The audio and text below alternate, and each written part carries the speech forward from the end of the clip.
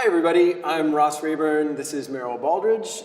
We want to show you a few poses you can do to help with shoulder pain, sometimes neck pain, wrist pain, almost any of the upper body injuries.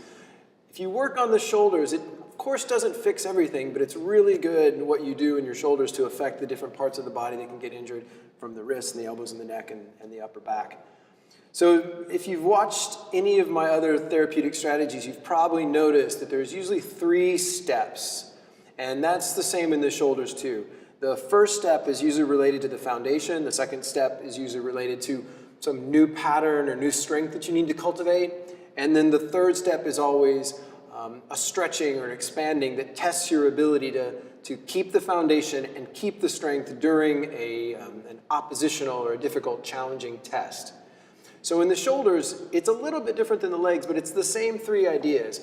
The first idea of creating a foundation is it's like a superhero pose. If you just stand with your chest lifted and your head lifted, so you can imagine right where Meryl's ponytail is, if that was being pulled up, that is essentially your foundation by standing in a very voluminous way in your upper body. That's step 1. Step 2 has to do with strength, and for this one, Meryl, I'm going to have you turn all the way around to face the other direction. Keep turning until you face that way, and bend your elbows like either robot arms or if you're holding a beach ball. The strength is actually in 2 places. The second step of getting stronger is here at the shoulder and also at the shoulder blade. This is your shoulder blade here, and the bottom tip of the shoulder blade is an important place for you to be strong. So again, you still do step 1. You puff up the chest like a superhero pose, and then take your elbows slightly forward.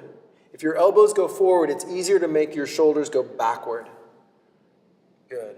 So this is the strength of the shoulder itself, and then you can also see in here her muscles are engaging, so that's the strength of the shoulder blade. I put both of these 2 things into one category, strength of the shoulder and strength of the shoulder blade, all in step 2. And then release your arms and turn back around again. The third step is just like in the legs. It's an extension long in terms of tall, and it's an extension wide in terms of side to side.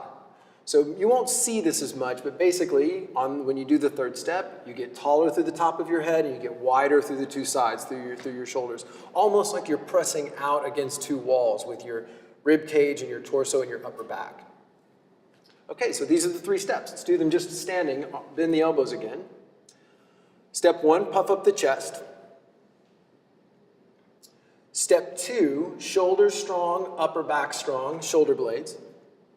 And then step 3, get taller and wider. Good. And you do this, hold this for a couple of breaths. Keep inhaling and exhaling the whole time that you keep these 3 steps going of superhero chest. Strong shoulders, strong upper back. Good. And then taller and wider. Excellent. And then release.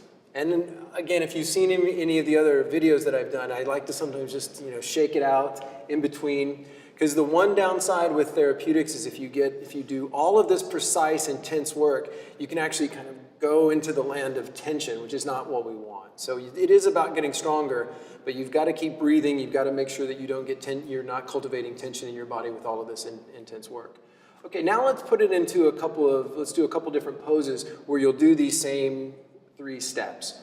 The first one is hands behind the head.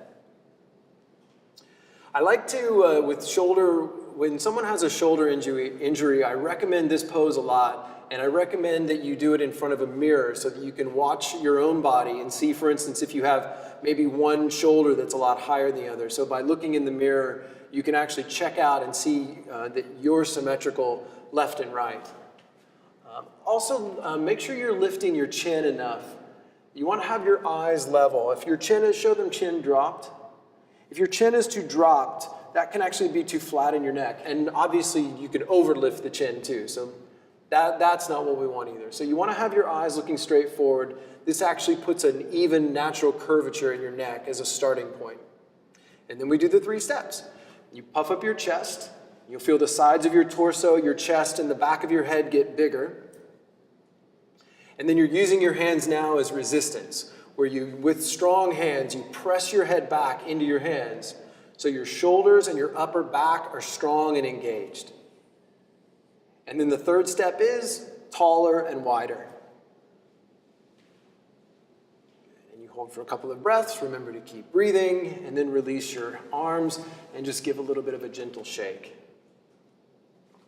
Also, in recommendation, when you do this pose in front of the mirror, I recommend to people that recommend you do it when you brush your teeth in the morning and at night. The reason for that is one of the difficult things with therapeutics is remembering to do it. So if you associate these therapeutic exercises with something like brushing your teeth that you know you're going to do every day, it can become a part of your habitual. You can habituate the therapeutics into your daily routine. So remember this one, and then the next pose is where you hold your elbow almost like you're in a sling. So one hand is essentially like an assistant. Turn slightly this way, Meryl, so that they can see at a different angle. And then you do the same 3 steps, but you're essentially working one shoulder at a time. This hand that's underneath, you're not really working that shoulder. This is more like a yoga assistant. You're being your own manual assistant. 3 steps where you lift your chin, puff up. That's the superhero chest, superhero back. Step 2, shoulder goes back so it's stronger, and the shoulder blade engages onto the upper back so that it's strong. And you'll notice, everyone, too, as a little bit of a side note, notice how Meryl keeps her head level. She doesn't thrust her head forward when she does shoulder back. That's one of the common mistakes that people make when they do therapeutics. She's keeping the superhero head and the superhero chest as she pulls the shoulder back and engages the shoulder blade. And then the third step, and this is really where this assistant comes in handy, you'll use your hand on the outside of your elbow with great resistance, and you push your chest wider into a resisting hand. So you'll feel your chest get wider here. You'll feel your upper back become broad. Good. And then release and give a little bit of a shake. Still the same 3 steps. You're just emphasizing now by putting your hand on your elbow, you're emphasizing the third step of the wide, tall expansion. Okay, good. Face me, and if you would, maybe diagonal this way, Meryl, and do right hand underneath. So clearly you want to do the second side. Puff up, superhero chest. Shoulders strong, shoulder blades strong. What this will look and feel like, everyone, is that you're taking your shoulders back.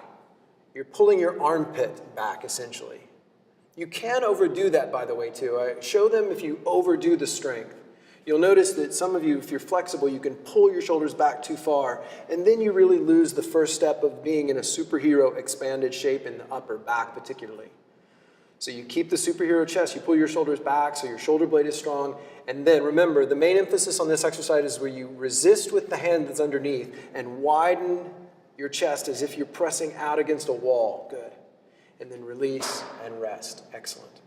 Okay, now let's do a few poses on the floor. If you'll come down, Meryl, please, onto your hands and knees. Let's face that way. Okay, let's do a couple of poses where you're on hands and knees with your forearms on the floor. So it's really elbows and knees. One of the things that will happen when you're in this position, first of all, if you get pain, this is potentially a little advanced if your shoulder or if you have an injury that's aggravated. So if you feel pain on your elbows, skip this particular pose and go to the next pose we're going to do in a moment. The reason why I wanted you to see Meryl do this pose is, Meryl, show them how you make this part of your back go down toward the floor.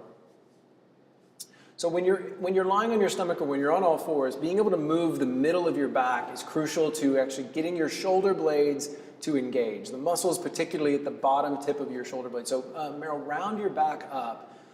This is a common shape, actually, for most people, and it may take you a while to be able to move as much as Meryl, but she can exaggerate just so it's clear. Moving the middle of your back down engages the muscles at the bottom tip of your shoulder blade. One other little note here is don't forget about keeping your head lifted. Remember when she was standing, she kept her head standing tall. Same thing here. It's just now the head and the neck have to stay lifted toward the ceiling when you move this part toward the floor. Okay, good. Now please lie on your stomach. Let's do a couple of poses lying on the floor. So Meryl is, of course, lying on her stomach. And Meryl, if you would please place your hands by your chest. The traditional pose, this is based on a yoga pose called Cobra Pose. Bhujangasana is the Sanskrit. And you'll typically, in the traditional form, have your hands closer to the body. But for therapeutic purposes, it's okay to take your hands a little bit wider. What that will do is allow you to move the middle of your back more, like Meryl showed in the last pose. So lift up about halfway, Meryl, to not your deepest cobra. And remember, a little bit less than that, so you're not too high. And remember to keep your neck long. You might remember, everybody, from the beginning, it's easy to either overlift the chin or overdrop the chin. You want to have an evenness in your neck where your neck is long, but not too chin dropped. There you go, like that. And then we do the 3 steps. Puff up your chest. Remember, superhero pose in the chest and the upper back, the whole torso gets broad and the whole torso becomes spacious. Second step, engage your shoulders. The feeling here is that you're pulling your hands backward toward your feet, and that will engage your upper back muscles, especially when you move your upper back down toward the floor. And then step 3, think longer. You can go a little higher and wider. Good. And then come down, and you can make a pillow for your face, turn your face to one side and rest. Remember, everybody, it's important to take little breaks in between, because if you do so much work in order to get your shoulders stronger that you just create other tensions, it's not really worth it. So there's a balance here. Good. Okay, let's do that one again, Meryl. Place your hands about where you had them before. One note here, everybody, too. If just putting your hands on the floor, if that causes any pain in your shoulders, then this is any one of these exercises where if the actual practice makes it hurt, then it's good to go back to the first exercises we did standing and just stick with those for a while. These poses can actually be too advanced if the shoulder or the injury that you're having is irritated or acute. So remember that as a note. And let's do it again. Inhale, lift up. 3 steps. Keep it simple. Just think 1, superhero pose, get really spacious. 2, strong. 3, even longer, even wider. Drop your chin a little bit so the back of your head is long. Good.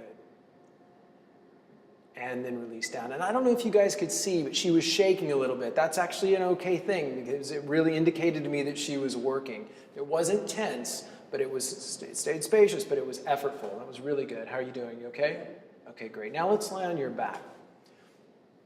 One of the things that I mentioned at the beginning, everybody, that's worth noting again is that your wrist and your elbows are actually connected to your shoulders. And so I remember when I first learned that, I was surprised to find that my wrist pain was actually related to a shoulder misalignment.